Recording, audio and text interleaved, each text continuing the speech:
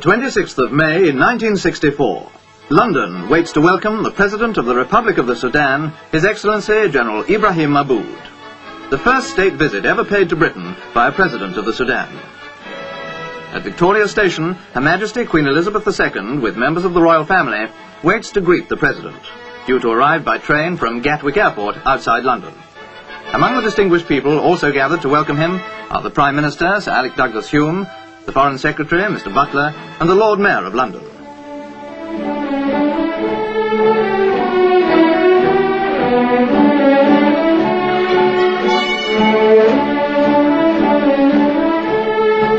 The Queen's husband, His Royal Highness Prince Philip, Duke of Edinburgh, had met the President at the airport and accompanied him on the special train to London.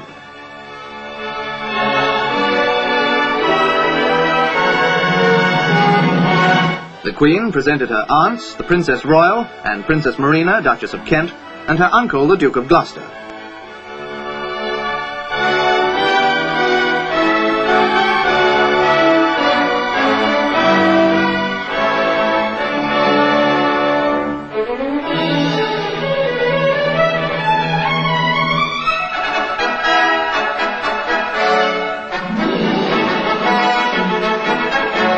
Then it was the turn of the waiting dignitaries to welcome the Queen's distinguished guest.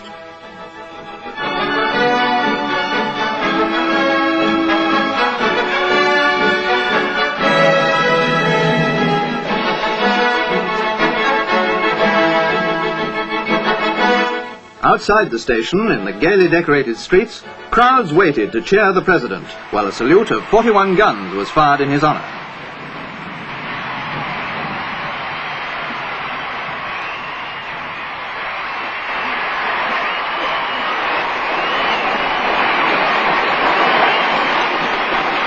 Special wave from the President to his fellow countrymen waiting to greet him.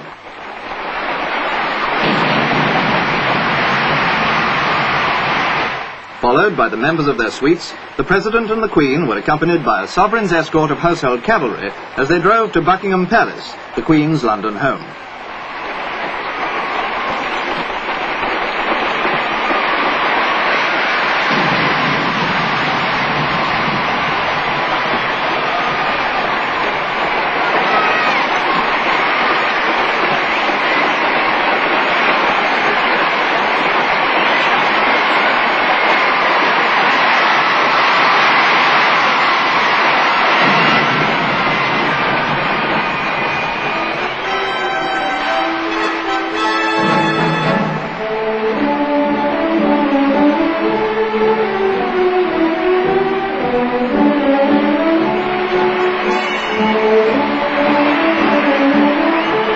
The British and Sudanese people have long been linked in history, and the crowds were eager to greet the leader of this great African nation.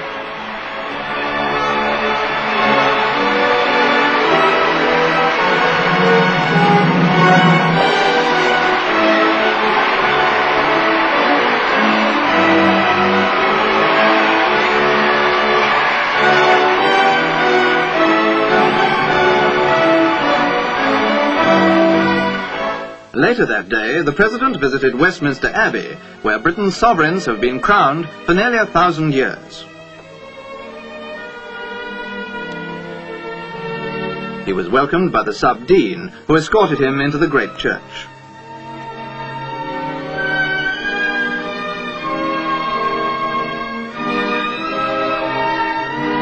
At the grave of the unknown warrior, the President laid a wreath in tribute to the British servicemen who died in 2 world wars. One of the highlights of the summer in London is the annual flower show held at Chelsea. This show attracts visitors from all over the world.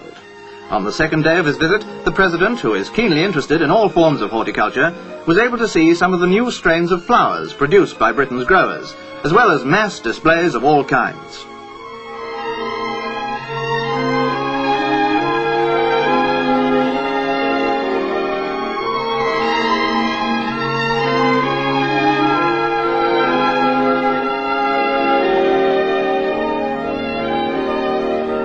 That evening, at Lancaster House, the Foreign Secretary and his wife were hosts at a British government dinner given in the President's honour.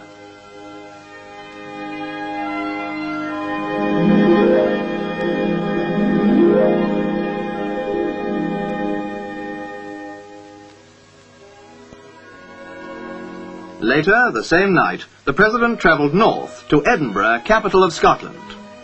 High above busy Princes Street stands the castle, where a 21-gun salute was fired to greet the President. At Queensferry, not far from Edinburgh, the President received an enthusiastic welcome from hundreds of school children and their parents.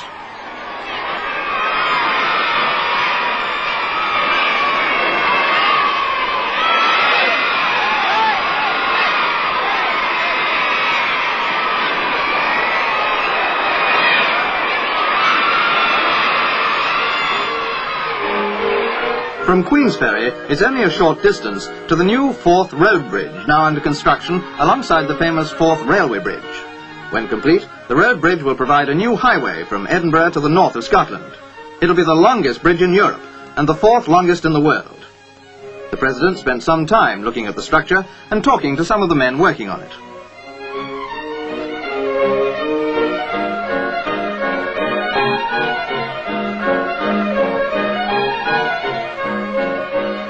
Later, the same day, the President visited the British Motor Corporation's new truck and tractor factory.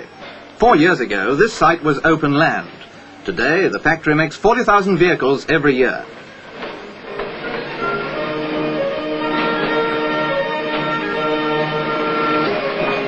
Back in Edinburgh, the President was guest of honour at a tea party given by the British Council. Here, he was able to meet and talk with a number of Sudanese students who are studying in Britain.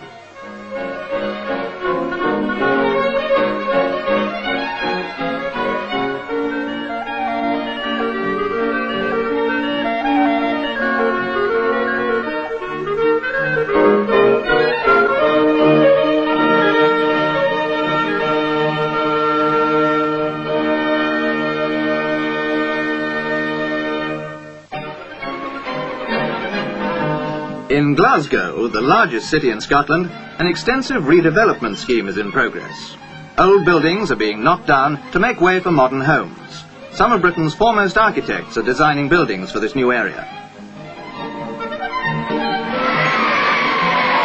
The President's keen personal interest in the project was enthusiastically appreciated by the people of Glasgow.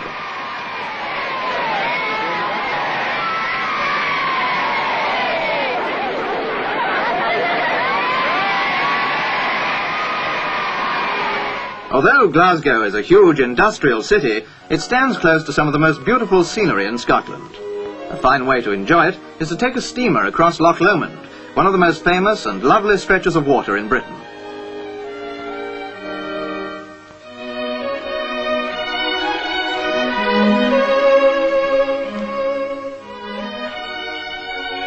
The President enlivened the trip by taking a hand in steering the steamer himself.